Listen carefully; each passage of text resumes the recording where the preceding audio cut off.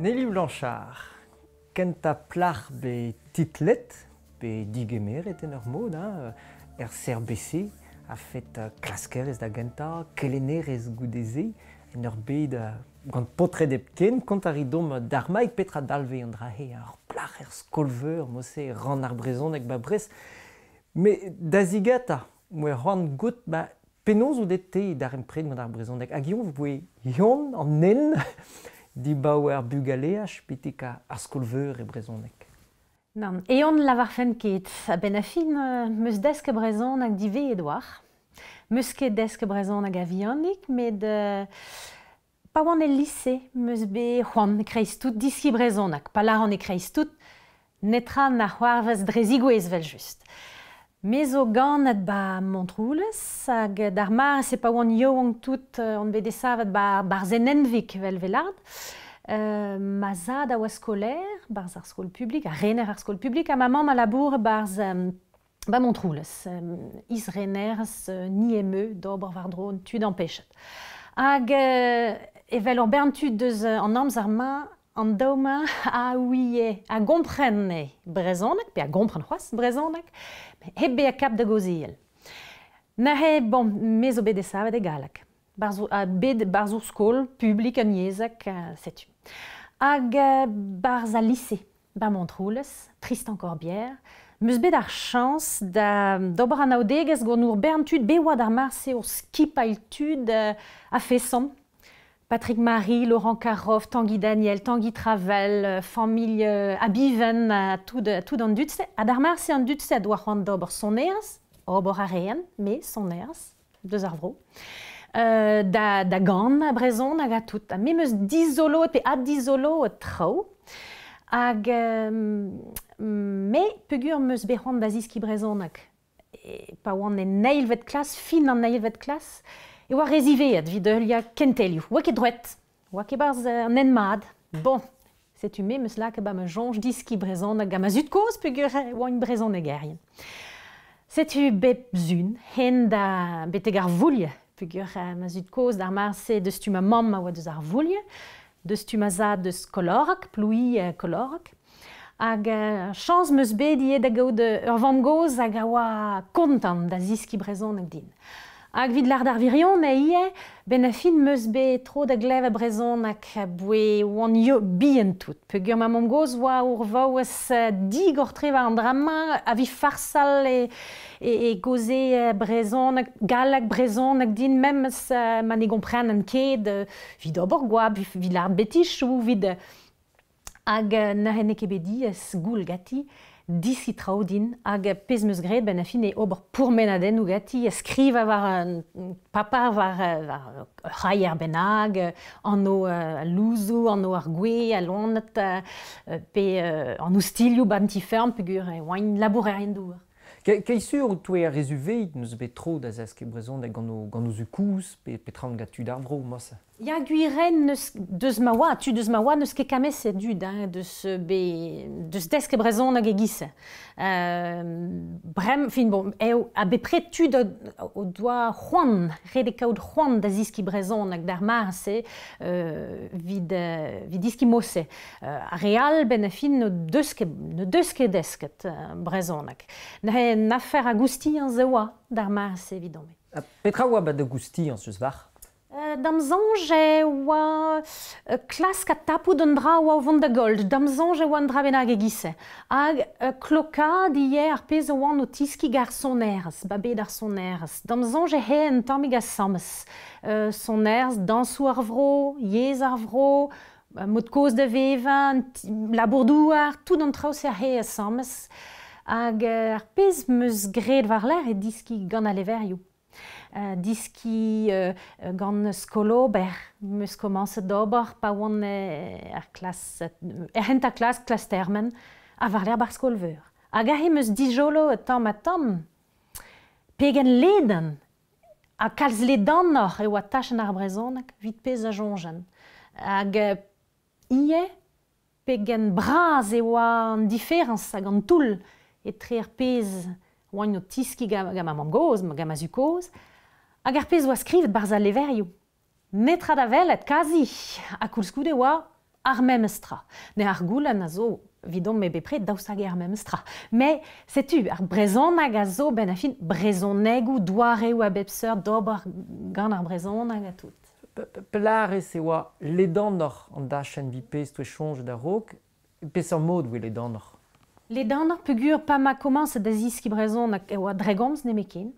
Hag ma mo dime de skriv an trao oa phonetik, tam pedam divar an doare galak de skriva. Bedon, fin, deux don a ben da lake ma mamgoz, da skriv an tammek pateu e gerioù neve pe historioù var isperat, hag hi e skrive ien ar mod phonetiko galak, giz hag kreistout meus dijoloet. E oa an doare pe meur a iniz oken da skriva brezhoneg. E oa hir hag hir mad ar fet da skriva brezhoneg, ne oa ket ar brezhoneg ur yez skrivet nemekin. Pe ur yez komzet nemekin kentor. Hag ouzpen e oa ur bern-bern-tud doa savet oberennoù lenegel da skouer e brezhoneg. A deus un tual meus dijoloet ie e oa tud o stourm vid ar brezhoneg, vid difen ar brezhoneg. Pez oa pell de sperat ma zut koz vel just tourm d'ober peta. An dud ma a reg ar brezhoneg hep klas stourm vid netrak an drama. Stourm vid traoal vel just. Labourdouar, stourm sokial a traogise pegur ar vouliez barz ur vro ru. Med stourm vid ar brezhoneg oa ket var o sperat. Setu me meus dijolo doa ur bern trao ouzpen deus ar pez ma desket bar vouliez. A peat eus gret a ben he stourmerez ou devez? Ben diez el respond an drama. L'ar da refen ya, me pas stourm vid difen pen da ben un dra resis na netra. Hag ouzpen zo ur bern tud hag a laro divar ma fen non ket stourmerez. Ha koulskoudem meus me ar zantiman e meus kavet.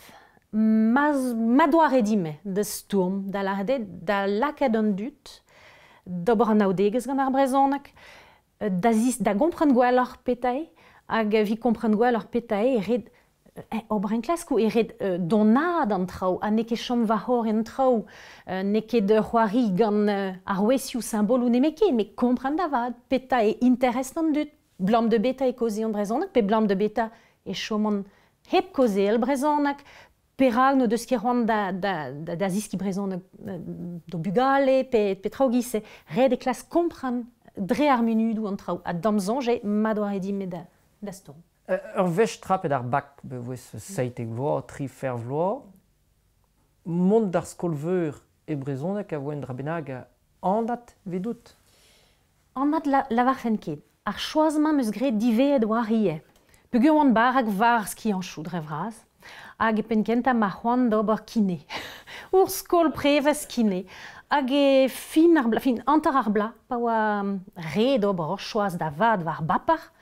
Ben a fin meus chanchet tout hag e meus lavat. Ben nan, c'hoant meus da ziski brezhoneg hag alaman hag ie. An daoudramman meus gret asammes. Bar skolveur. Petra voe an ar fer karantez? Pe folentez? Folentez gaf ket din.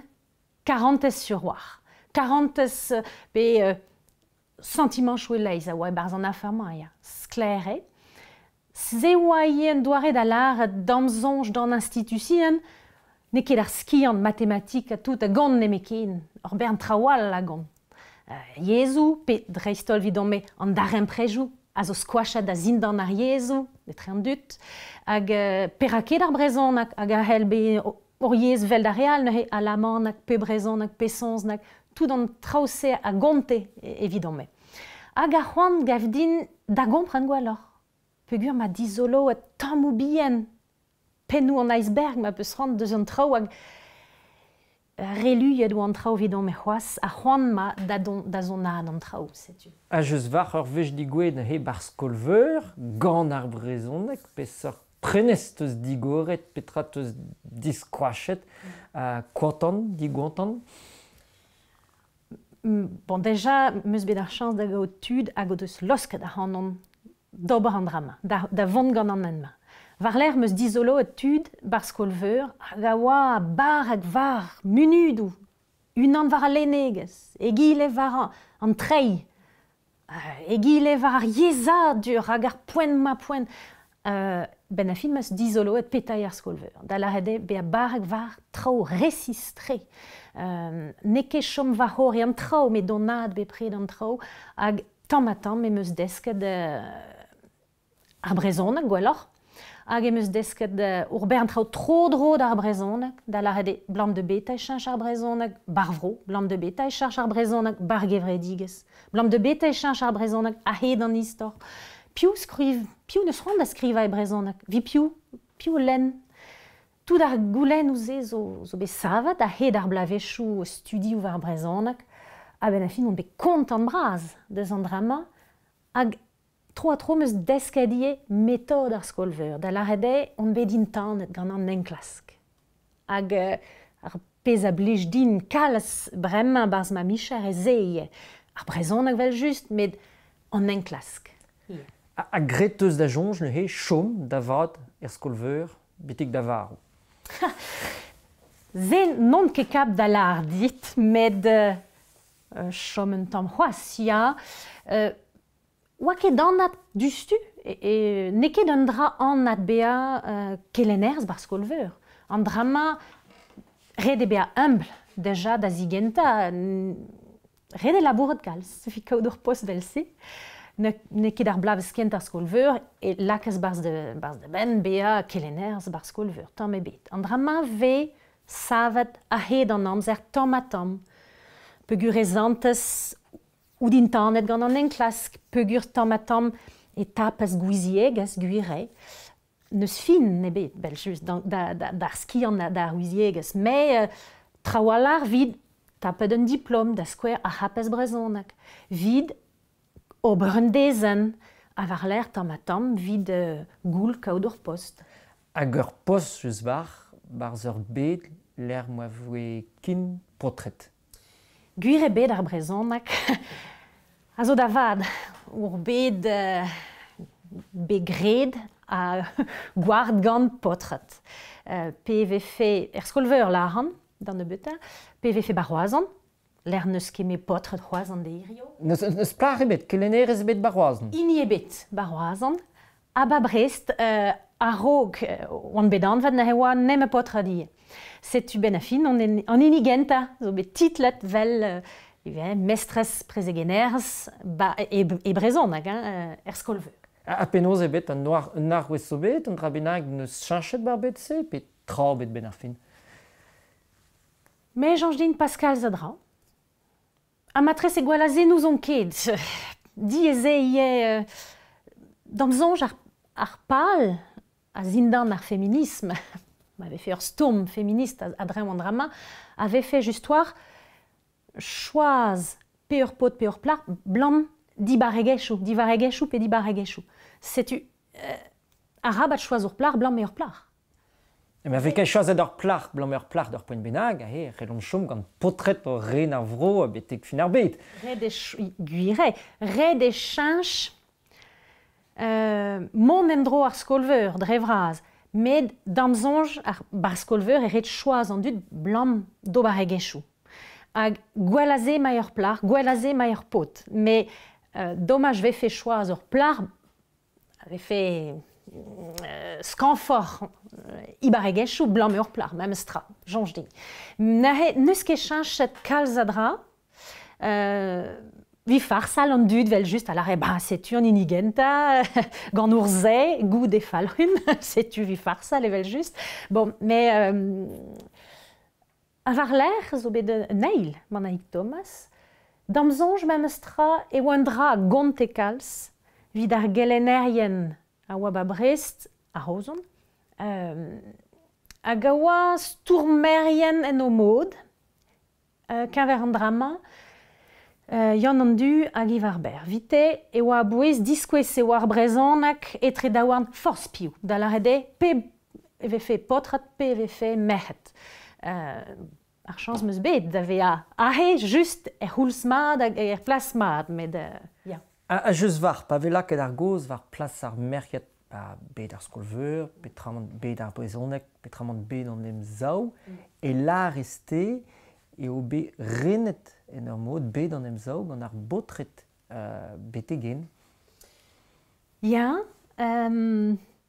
bon, skolveur, bet ar brezonak, bet an emzaou ne ket re ar memestra. Me ar fet d'ave ar c'hoazen ma, guire, bar skolveur, bet zo bremañ muioc'h a verc'het, med guire kalz ne betor, vid zo a botrot.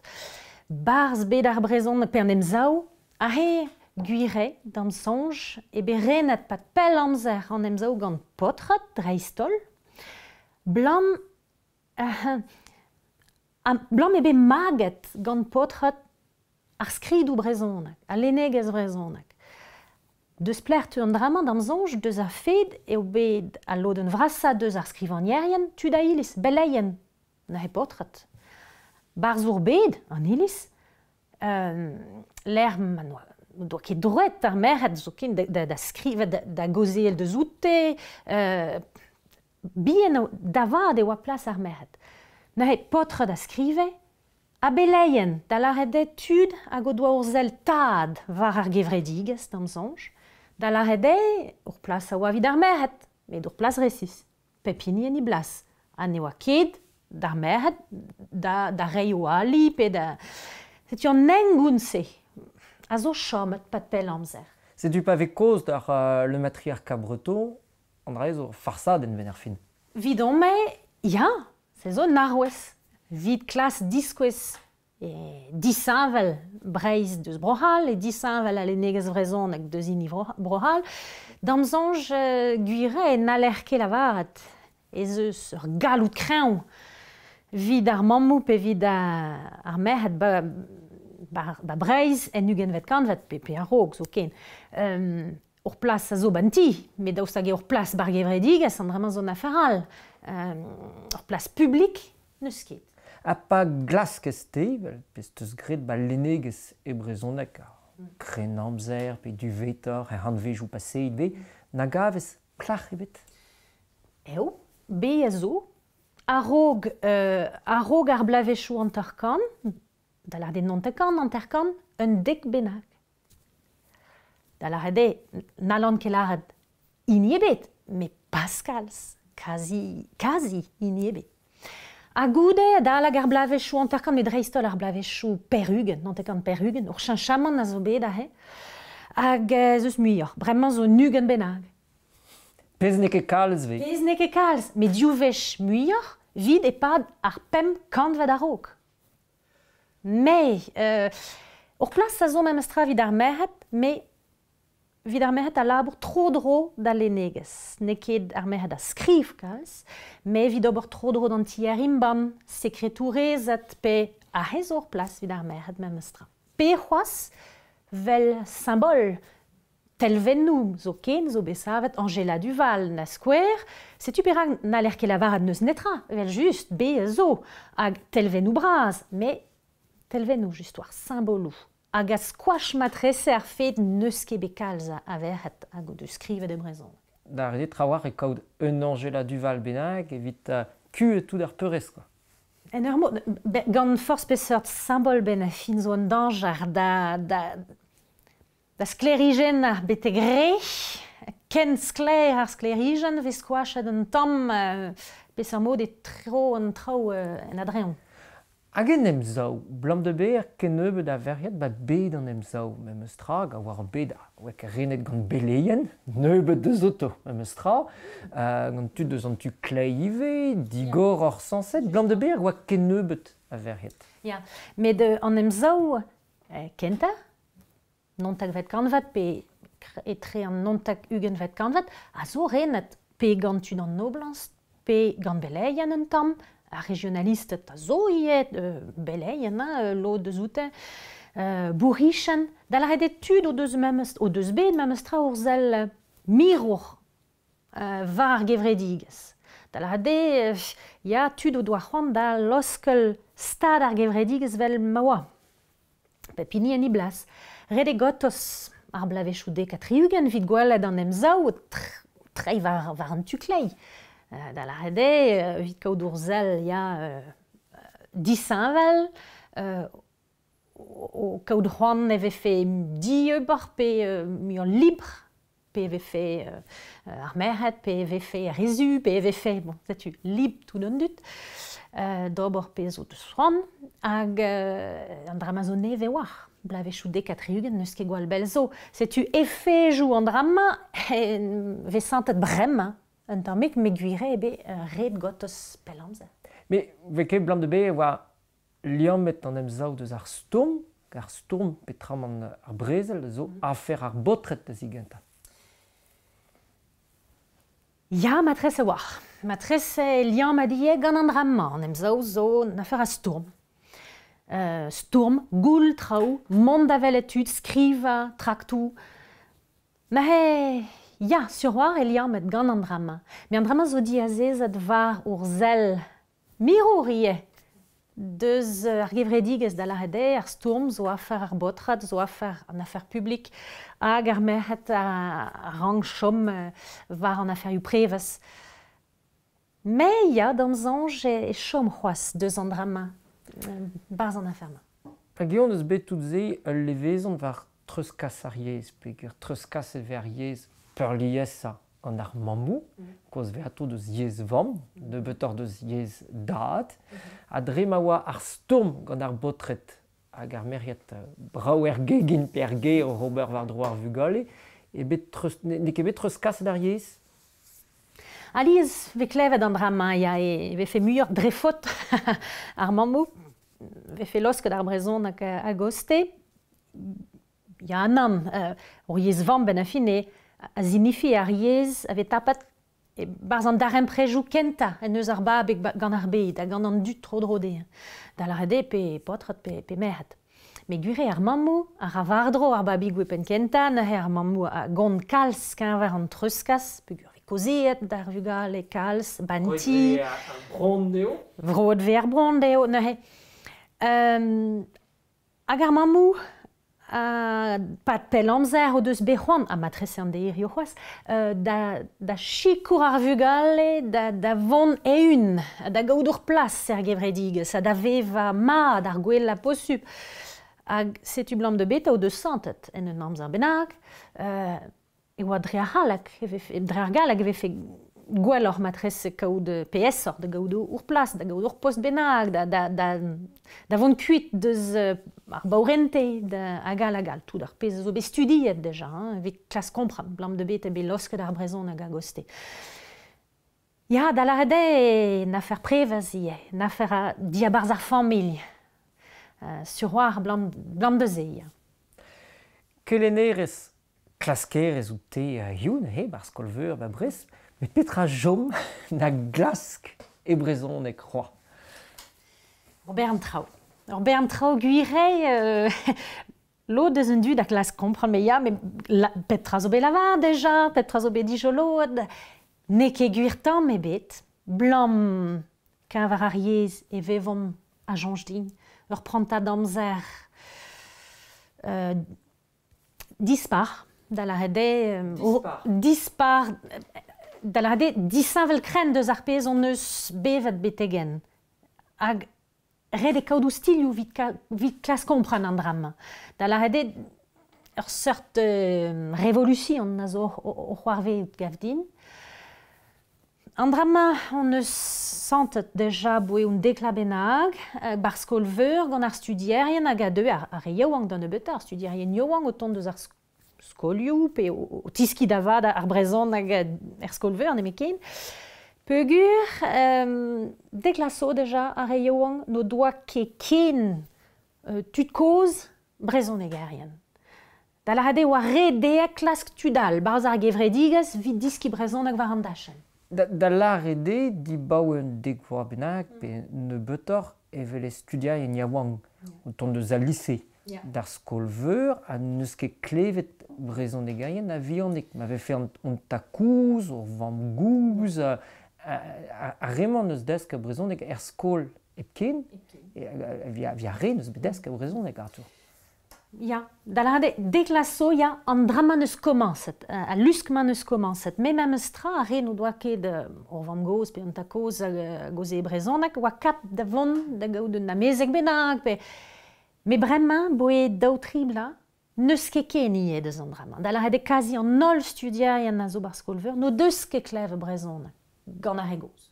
Zen hag ar revolution lares. Megev din ya pegur barz istor ouriez. Ken derher da goze al ouriez peus ket desket gant an dud a goz ar yezma. Barz ar gevredigez a zo an dra neve. Neus ket bet barz an istor, barz istor ar brezonak deus an drama gweche bet. Tud hag a goz brezonak blam o deus desket an drama bar skol nemeken, kazi. Pe gant tud tro dro d'ar skol. A petra dal vant dra he. A emmom o teski ur yez hag a zo maro, petra man ur yez dizouar en ur mod, ur yez artificiel. Dieze choaz ar ger a glot ar gwella. Va ar pez a zo c'hoarvezout, blam justoir e mont bar jeu hag stert kompran pet a zo c'hoarvezout. Damzonj e mont gant ur yez hag a zo kendelrer gant ur stum neve. Hag un troc'h a zo, vidome eus un troc'h. Memes ma klask politikourien a ranvro, koziel deus hor yez, a deus kendal har yez, giz ma vefe ya, un nen nemeken, vidome eus un troc'h, blam d'an institution, nou justoir, damzonj e vo diez lakad endro, an nol dud ba breiz, pe ba breizizel d'an ebeta da goziel brezon hag endro. Da la rede, ne vo ket un doare olek, d'obor gant ar yezmañ bar vro. Me gant skipalioù bien sur war. War l'er a fer ar skol. Pez ve desket bar skol a zo ur yez hag a zo normalizet, hag a ve desket gant ur helenner, da la rede gant un darem predispicial, mem eustra. Doujans a zo vid ar helenner, n'en a l'er ket koziel forz peseurt mod, hag al. Hag un trochal e di a barz ar yez, gav din, pegur e vez santet mui ar mui, levezon ar galak, var brezon hag ar reioan. Heb gout deo, ne ket dre fot den ebet, e mos em am traoù, me yez vam ar reioan a zo bar skol bremañ, ar galak ben a fin, hag na l'er ket stourm a henne ban drama, red eo bor gant an drama. Met santet ve ne ket nemet va hor e an traoù, e teu ar galak da chanj liou ar brezon, me barz donder an traoù. Da la rede PVF ar syntax, urz ar gerioù bar frazan, PVF morphologiez, a he lavar fen kentor da skouer, kemadurioù. L'od deus out ve ket gre ken, gant ka da skouer, gant un artikel a rog, ar kregat, ar klas, gant ar ka ve ket gre ken kaji. PVF distagadur, da la rede phonologiez, pouez mouez, an drama neus ket ken kazi, hag evel just evit sonerz ar frazan estertor den emreid de gompren gant ar egoz vel just. Met ie, an drama neus un effet va hir der ar vogalennou, plas silabennou, et tout. Ne pouez mouez hag al yamou etre ar gerioù. Da la rede, e nol liveoù ar yez, e nol tachennou deus pez a ra ar yez, phonologiez, morphologiez, syntax, a leksik, me a leksik zo brezon hag ben a fin. Ne ket ze kamese, a zo bet levezon et gargalet, me traoudonor, da lar de struktur ar yez. Setu blant de beta eus ar zantim an memstra, ez eus un troc'h memstra. Hag ouspenn e vo diez an omreid de gompran e tre reioank hag ar re goz, hag ma vank sonerez ar yez bar diou skouarn ar reioank, ur goulenn vid omme hag giz kelenner bar skolveur, peta e meus da ziski da reioank, pes ar yez. Vid ar poent, meus ar zantimant yez ar regoz, ma meustra gant reolennou ar regoz, dan ebeta, ne ket yez ar regoz nemeken, me reolennou ar brezon hag a zo bet da boe kant vejou a kant vejou. Me matreset teuio ur poent bennak e vo redin chanj an drama nouz on ket. Dan ebeta e vo redin nom jonjal, var pet a meus da ziski da reioank. Ma teu an ioank, un debenag, ur studier da laradin, me meus ket desket an drama bar skol, ne ket a reolen ma meus desket bar skol. Ah bon, nouz on ket pet a vo ma respondi me. dieze. Meur a drao lan, a drao de denus ken va just var pez moud o kont dom, mais dazigat am eus rand goulgenet man eke fin un urei, mem stra, fin ur sort utopie, zo bet gant an emzaout dra istol, blaviou paset, dibaou blaviou an terkant, triugen, da zerc'hel ar brezhoneg beo tout an dud, a gor yez avait fait tos var mem stra, deus ar yez avie komz e gwechal. Ja, ben a fin pa vez sellet deus a hus, ne ket fin un ure me ben a fin, ez eus mui tudio an baz ar skolioù. Da la rede lans a zo, mem stra. Me fin un ure, guire, qu'un ver ar mod, d'ober gant ar brezhoneg, pe da goze el brezhoneg. Da la rede gant piou koze el brezhoneg, e pesad live yez, trao a vo an kouet evel just da la rede fin an treuskas sengounel. Se zo skler. Da la rede fin un ure en ur mod, ja. Me daoustagez eus ar choaz a he ken braz ar wagen. In ar modernellas estern, stourm. Me na he uvre pe dieze responiet an drama. Lo da laro, nan, ne ket fin, me penkenta un uvreal. A teg zo kelenerez a klaskerez dreistol en ur skolveur, hag eo arrelez kenveria pez sor ar vioù d'ar brezhoneg eo an deiz, d'ar pez sor ar vet da yezoual, chanj a la rand penaos ar hebraik, da skouer an hebraik, komzet e Israel, ket komz e gwechal, pe tramman yezou tostor de zotom doare iverzhoneg, kembraik, gwezelek. Hag eo velez ar memeus troc'h, bar jaden, peget, hag doare oual da lanciariez. Interesant e lakaat guire istorariez ou kenver a kenver. Me a rabat kredi eus un diskoulmen un tu benag hag ve fe mat vid an ol. Pegur e liamet pepiez gant istor. A ben a fin kenver ya gant an iwerzhonak esterd en ur mod pegur e deud an iwerzhonak a bredouar da ve a yez ar stad. Met un troc'h zo bet memeus tra. Troc'h dustu, bu un tre. Setu justoir, be a zo un troc'h. Da la reden e ket blam e ve choaz a douriez giz yez o stad, pe a samz gant ar sons nag a he gant an iwerzhonak, e vo soveted un dra benag. A he an eus ar skouer kontrol en ur mod. Deus un tual, en hebraek, guire, a he soveted, un dra benag zo be sovet. Med, peta zo be sovet, ben a fin ken kraon, ken kalad e bet istor ar juzevien deus un tu. Pez ne ket tamm e bet istor ar vaton. A rabat kenveria. Hag istor Israel. Hag istor stad Israel. Ken kalad ie. Reolennou stri. Hag ben a fin, an hebraek a zo bet ne ket soveted, a zo bet ad laket giz yez an dutma, divar pe en ur ziskar yez ar juzevien. Se zo strom kontrol en ur mod, kaout ur yez vid an ol juzevien, boutin d'an ol, di a zezet var skridou sakr, en ur laha, en ur mod, kozi a la ran un tamm revu an ama, men ur losk a la goste ar yezou vernaculer, vel vegelar deus an drama. Bremañ katalanek, peraket ie, klas kenveria. Me a hatalanek, deja zo var diuvro. O deus politikerech ou disanvel. Hag a hatalanek en Espagne, zo bet kemer detre daouarn ar vourichen, hag o doa c'hant ben em zifen, na hen a bourichen Madrid. Da la rede amman zo ie un histori spicial.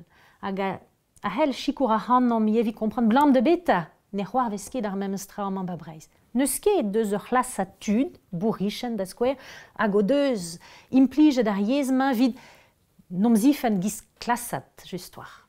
Na het damzanj, ar yezou a defe un istor ar muia inval de zini ar brezhon hag vefe ar yezou deus brochal. En eus karek, da skouer. Hag a zo var diuvro, ie. Diuvro ie. Na l'er ket kenveria pen da ben, me ar mem zistor a zo, mem stra kenver ar skol, kenver effet jouar galeg var yez ar vugale a gal. Dre force causer gant chers collègues ar broyoual et santan an drama. Da la rede ar yezouman o deus bet ar memes darem pret gant ar galeg a gant ar stad kreizenet. Ah ben he, petra e perz ar skolveur ben aferze. Hag eon eo ur mirva evit ur yez vid ar brezonek, vel m'ave fait vid a latin, hag ar gregach. Hag eon eo ur benveg da stourm da lak ar brezonek varve, ma vo komzet gant muur a dud. Hag eon eo an benveg deskadurez evit ar vigor le yaouang ar studerien yaouang o tont deus ar skolioù diou yezek pe deus diwan. Petra e perz ar skolveur, baze?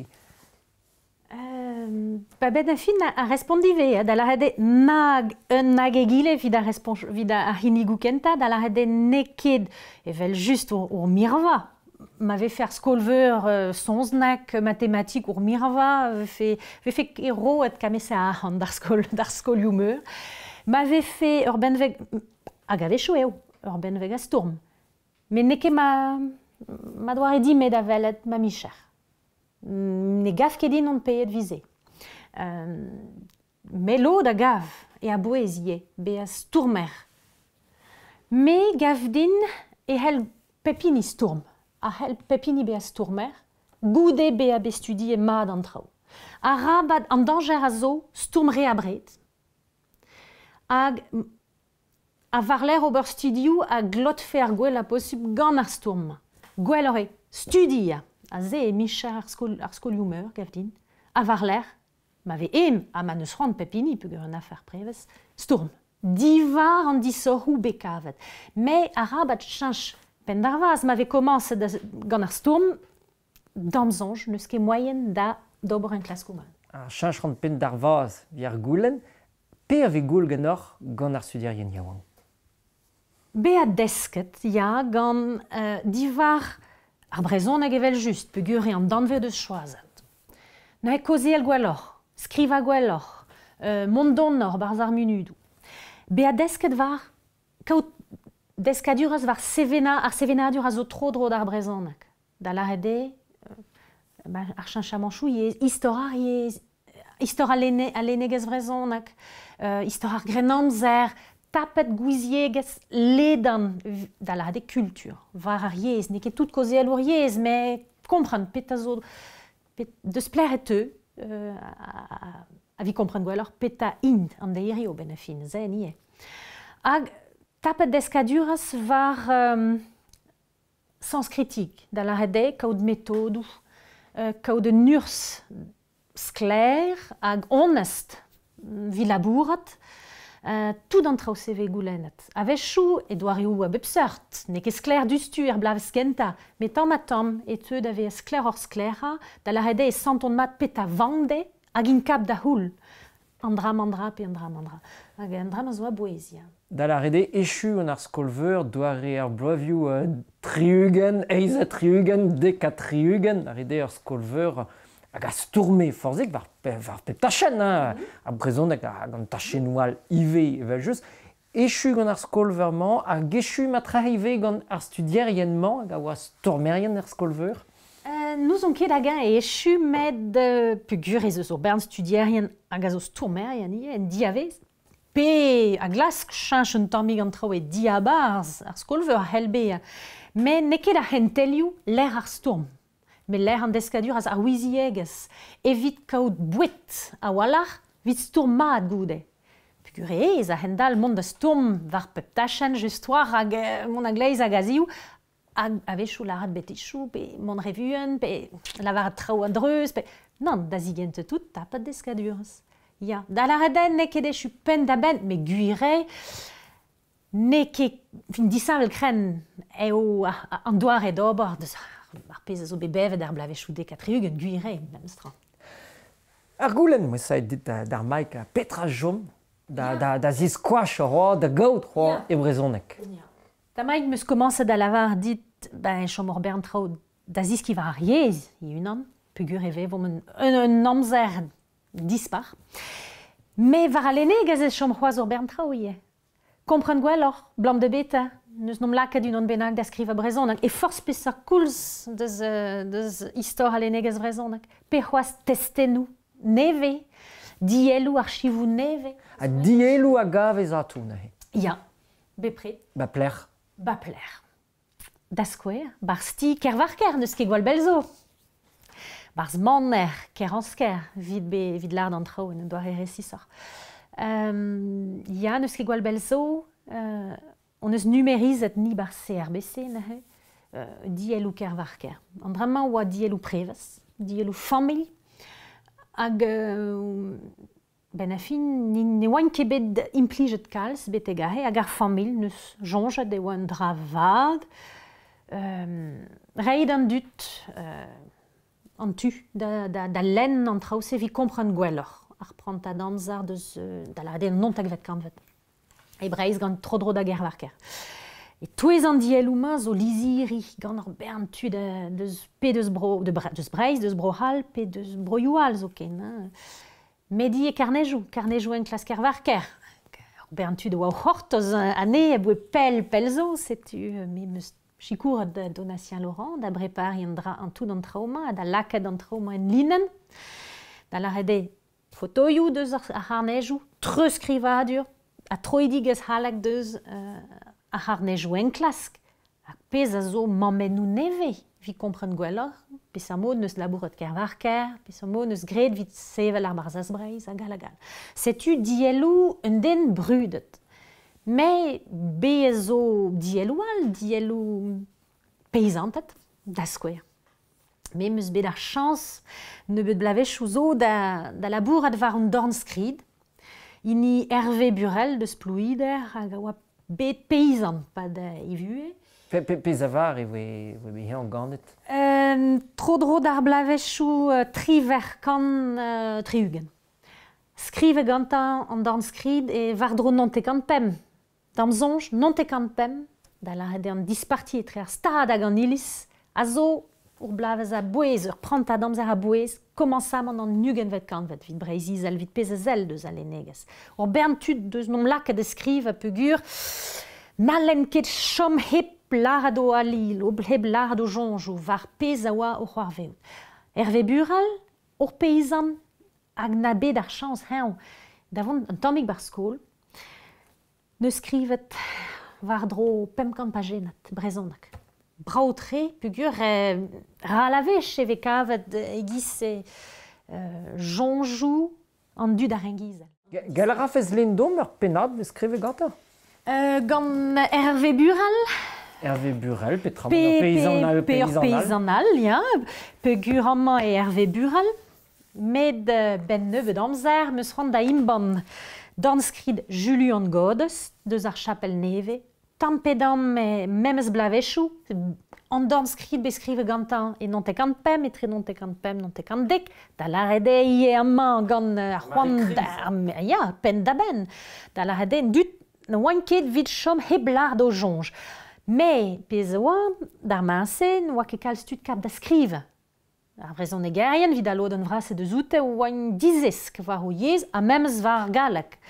Me lod an e doa tapet un tamm deskadur se galak hag a deus komans da skriva. Stu, penans an daouma, Hervé Burel deus un tu Julian Godes deus un tual o deus nom lak da skriva. Hervé Burel, un den ru barz ur vro ven, broleon.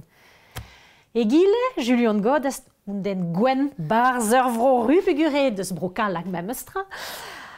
A Julian Godes da skouer en eus kontet un tamm deus ivue, un tamm deus bu e ivreur, a kanaouenou a bep seurt, hag medicinerz a bep seurt, bon, mesk a mesk. Da la rede un tammik mod les livres d'heures. Da la rede var seurt leverioù, var seurt kaierou vije skrivet un tammik a bep seurt tout ar pez o doa ur ster barz bu an dut. A da skouer amman zo ur penat gant Julian Godes, neve imbanet gant Bretagne Magazine. Hema a oa gwaz a krogat defoa bet a zoudardet en revolution parez, rag ol level tud kounaret an dispareurien, les insurgés, an an difen e pepini deus ivela. A re a defoa fusul a tenou a ziskarge a neze war ar soudardet. Are a des fois baïonnettes var au fusul, a dreuze ar soudard de gante pa halet en ober. Are o des fois kleze, a zrali a soudard gante de zo gwassa. Darnal a skoe gant o fusul, hag a laze, hag a vreve ive kalz a dut. Agal. Da la rede amma e ma o tiskriva la Commune de Paris. Révolution Paris, vel lar, disparerien Paris, hag ivreur d'ar maase e oa barz en armée, o ober zizervich. Gred un tom de zizervich ba Clermont-Ferrand, un tom mal barz en Algérie, a pegur e oa kouls Révolution Paris, la Commune, hop, laked da stourm ba Paris. Hag an urs oa bero ede da laha, an disparerien vel lar. C'est-tu pez a zo interessant e gwelet penaos en eus bevet a humun de peta neus rankad ober, hag penaos en eus rankadien om jonjal var laha pe chomeb laha tut, deus plert an urzioù, daoustag e urzioù ar stad, daoustag e urzioù doue, pa glev an brezonegerien e touez an disparerien daoustag e meus met da lahane a tout, a ben a fin, en eus gred ar choaz da lahane, med gant ur bern jonjou personal var tout an drama. Me un testeni vel se zo dispar, zo a bouez. Gant ur peysan eus pen. Gant ur peysan, ne gaver ket e bende. Ne ar skrid ma zo di hortos pen da ben, blam ve kontet seurtrao. En ar brezonek traoù, chik, char. En ur brezonek ar renguel, seurtre. An drama ie a zo a bouez vid an me. Un dram eus dijolo et da he dan en klasko evel just, hag e karvan a bouez ie diskriva d'ar studierien. Neke blam in peizantet e skrivon en ur yez pemde. Yez ar pemde, a zo yez ar famil, yez an amezaien, a zo yez pez ve anvet paritaire da la hede an ini a vegozet, doare ez, gant gerioù ispicial pegur an avez on mad et kenetrezom, med pa veko eus skriva a hez un aferal. Rede dan dudma dispaka donder o sentimanchou, o jonjou, hag a he evel just e rankont skriva en ur yezuel. Hag ar patrom nemetak a ji, zo var osperet e ini an ilis. Pe ve fe un den a henep kloer zo ken, pen den a tostre deus tu an ilis, neus ket kalz a batron moual. Ar skritur a zo levezon et kalz gant stil standard an ilisou, fin an ilis pe an man standard KLT, vesant et kalz, me gant blaz brezon a go bro mem stra. C'est ur meskache etre an daou, hag ar ro ur blijadur pa velen et seurt trao. Me meus mod kait teus ne he dielou all beskrivet gant ur peizanal hag e veler trao di var an natural on net medicine et medicinerez hag a skrivet gant tud ar bob tud hag a vechou gant poant da dre e galek zo ken. Ya, pegur vel just ar pez a zo interesant ne a labor trei.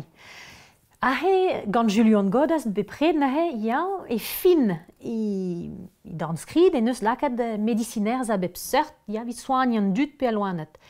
Me ar l'invejou de chanchet, boe kan la, ben a fin. Neus ket ken deus an doken gant ar vugale, neus ket ken deus an trao de chanchet, na he red din at kaout anno galek ar l'invejou ma, PV fe vid a loanet pe an dut, droug ar Spagn da skouer, ur preon, hag a had, ar barz lost a hez hag a betegi iben, pet an diole ar lañvet man, non ket gwez da lard c'hoaz, me bon, kavet vos. Ba pa peus ar pennad, gal ar rafes lendom ar pennad l'er teus kait droug ar Spagn da skouer. Ya, sur war e kavin en dro. Ya, droug ar Spagn, red e kaout tud, a vraiment vi kaout an diskoulm, un an benag a zo tos deus a loanet, deus a hezak, vid be a resis, hag en eus be klev komz deus un dra a neus keken a boe pel zo. Na ne ket sur e kavin. Man e gavin ket e lakin le parasite d'Espagne med plern drama. Gouder grippe espagnol, droug ar Spagne evit ar hezek. Mais ben a fin ar ger Spagne avait implije kalz e brezon ak louzaon ar Spagne pe un dra bennak Spagne velard vid un dra hag a teudus bel ja anke ken excuse ar an daoust hag e hel an ja amzer zo ok la rien da mein mus kavet da blam de beten gavonk ou am mama droug ar Spagne. Droug ar Spagne da hezak a zo ur gwall glanvet. Hennes a zo ur preñ hag a zeu da groui en begi lost pa vo dero a teuy dre an elvou hag a zo e gwall igein, mail a mail, beteg ma vo eru e pen iben. Hag ur vech ma vo eru e touez ar moin, na neus ket pare an zebet evit a loan. Hag ur vech ma vo eru pen a loan na var vo dustu.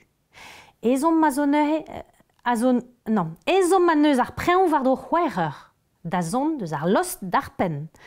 A bep mail ma tostao, e raoio boan dreist da loan. An om sklapa a rei war an douar evel pave an aviez pe a lerz braz gantan. Na ne fo repose bet da gren. Setu goude e ro iali vid de klask soveta a loan. Setu resis a war e neus diskrivet ar linvet, tu sur war e kavin mem stra petae, me vid a poen droug ar Spagne, nous on ket petae. A gant brezonek a reng uel, a liv e uel, doar neus pare ans ebet. An zo beskrivet gant ur peizan, e pen kenta an nantek vet kanvet, a neus ket desk brezonek er skolveur. Tam ebet. A gant drama, a zo a bouez just a walar kavdin hag a roplija ur dime. Diskouez peta e kultur ar vretornat. Peta hag a terri en ur mod ar skeudenn an eus deus ar beizantet, vel tu dizesk. Ben a fin an dut se. O doa ur kultur hag ur sevenadur ispecial dregomz gavdin hag a deux deus a bel. Klask karin displega barz an digoradur remont no klask seval evit imbanadur a leo ar ma. Et te sur war loden deus i gultur deus pez ve anvet la contre-réforme ba breiz izal da la rede ar gatoliket hag o doa atzilet reolennou a catholicisme vit stourm a hennep ar protestantisme justoir barz e touez ar bobl. A dregomz, tolennou ar barados da skouer, gant an tad maner pe noble. Me sur war ie oferennou, a bep seurt prezegennou, a bep seurt hag on neus an kouet, pe neus roud e bekin deus an drama. Hag ekreistou de teu varvel, dre ur skrid a seurt se. Me trao deus a goz, pe gur a vecho e implij troioù lavar, ave kavat barz misterioù ar grenamzer. Mister buez Santes Barba, pe Santes Non, pe troioù lavar, pe doareoù da sevel ar gwerzennou hag a deus a bel, hag a zo chom a de touez an dut. Hag ure, pe gur an dut man eskrivon ket, ral a vech, tout an hultur man zo bet an kouet. Hag ur vech ma teu war vel a he, on eus un tan va deus ar pez e bet an drama. Hag a vidome e a bouezie, diskouez peta e bet ben a fin kultur ar vretonat. Penaos e reste evit beva e brezonek, evit treuskas ar brezonek, evit sevel kentelou e brezonek er skolveur. Gant un troch hag a zo ken bras, etre chaden ar brezonek, tout pez a gontez dom. Ar gerioù a vi implijet gant ar beizantet ze. Ar gerioù a vi implijet er grenamzer. Ar gerioù pe brezonek al lenegez. Hag ar pez a zo ken treut hag a zo be digas e dom bremañ e daouvil nantek. Ar pez ave komzet gant ar studierien. Ar pez ave desket er skol. Pe gere galek eve deske Molière hag istor ar yezh a tout e brezonek neve ket kret. Penaos e reste evit beva mose gant un troch ken bras. Gurenek e des bepret a pepini a rangnom jonjal var ar pez en eus d'ober, ar gwella ent da choaz, ar gwella ent pedagogal da choaz, gurenek e des bepret. Me kendel, fin me meus gre ma chonj va undra, red e mont don, bar zantrao, arabat lakad an dud a gredi e ar brezonak yez ar beizant ad nemeken, pez neke gwir, ou leneges hag a zo beganat etre an daovrezel, pez neke gwir, kalz ir orientrao, kalz don orientrao, a bepred, e a bouez lakad an dud a zijolei an drama, da gompranie an drama, da la hade diskid an dud an doare da len ar skridou. Da la hade da hu trao ye var ar context, pet a zo bet en amzer ma amzer, vi kompren gwell ar an trao. Neus ket gwell la tra gav din, vid an drama. A dre tout ar skridou ma, ve kompren gwell ar petai ar brezonak, petai sevenadur ar vretonat, met ie ve digas gerioù, ve digas doareoù da skriva, troioù lavar, hag en doareal ie da vaga an dut. A pelec'h kaout an taz ar man. An nol vrezon e gerien ninkedet d'ar skolveur, a riaouan ne ginket tout d'ar skolveur ket nebeut, a koulskoud e hiou, vestu met tud, e pat fermis, laovis, da zeske brezonek, a da vont da gelen a goude. Penonz ober a liam, etre ar bet ken don, hag a teuskinig e dom, hag a vistriskol, hag a ya da gelen buan avar. Ja, just war a pez hag...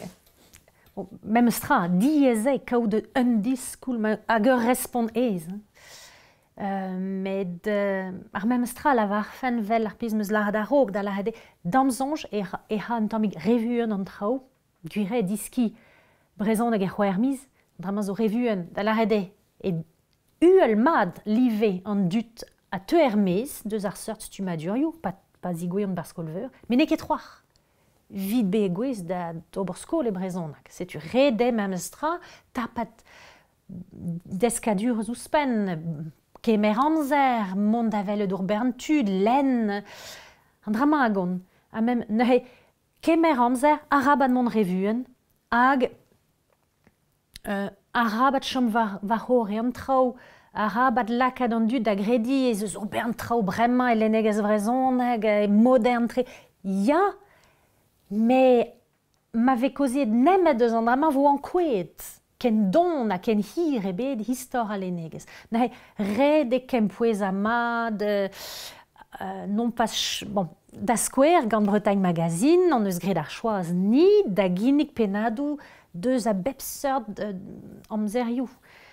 Vi diskouez just war d'an dut a d'ur berntud, just war ne ket nemet ur studierien barskolveur, met d'ur berntud, ez eus bet deus ul lenegez vrezonak interesant a boe pel zo. Se zo ur choaz. Da la hede ya donad, kemer amzer, arabat mont revuen. Hag mem vid ar mejanj din a vechou ya, ve gre choazou politik, tammig revuen. Va nous on ket hag e revuen. Me diazezet var arwezioù, var symbolou. Peseurt red a skouer? Our yezun van, barz ar vro a bez, palar an ar vro a bez, breiz, ya, perak, penonz, vid ur peta, ma ne ket un arwez an drama, da bet a zervicho. Daoust a ne ket furor, chom var an trao a houzo mobar. Hep klask led an ad bet e gre peogwir deja e dister war an trao. Ne bon, vid an me e c'hoari var ar wechou. Goude nous on ket, se zo ne ket politikman korrekt vel velar, med ur aktres interesant, koulskoud e zo besavet, ahan zo berod, vid trei, ur bern oberennou e brezonak, oberennou deus ar bet a bez, hag o deus merket don, istor mabden ben a fin. En un doare symbolik evel juste a bouez braz, me vi piou, pegemen a ahan, daoust ne oa ket traoal d'obar, vid maga a lenegez vrezonak, pe vid lakenei da ve gwelloc'h an avezet, pe nous on ket. Me ma trese an daou a helfe be amad.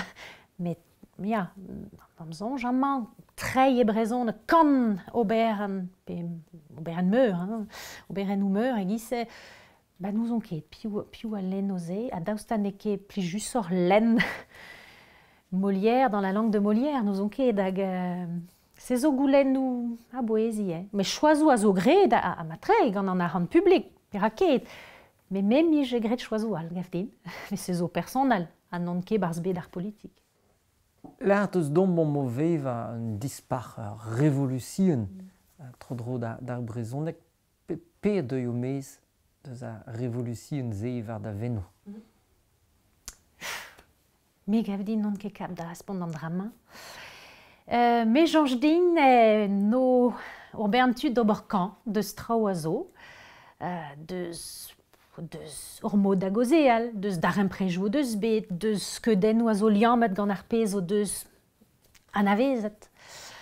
Hag d'ober choazou war l'air vit mont war un nent pe mont war un al. Gant ma vo ket redi et d'an ol mont war ar memesent. Vidom me a bouez, ma ve losket an dut mem stra da choaz o ent, da choaz o doareoù da vel en an trao. He barna beteg re an dut pegur piou a war an deirio pe se hent e an igwella. Me nous on ket, vidar da virionne.